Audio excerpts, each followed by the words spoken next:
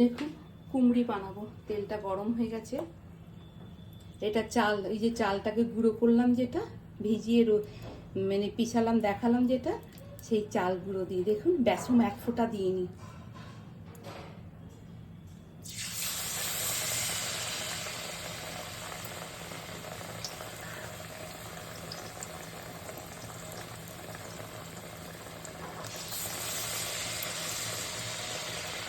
এবার ক্যাপসিকাম দিচ্ছি, দেখুন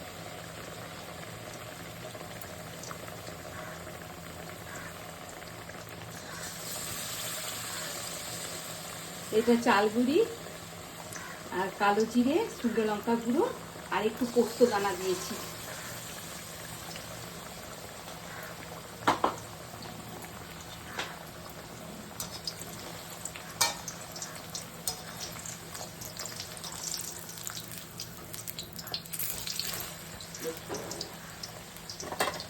ধিমি আঁচে ভাজা হচ্ছে।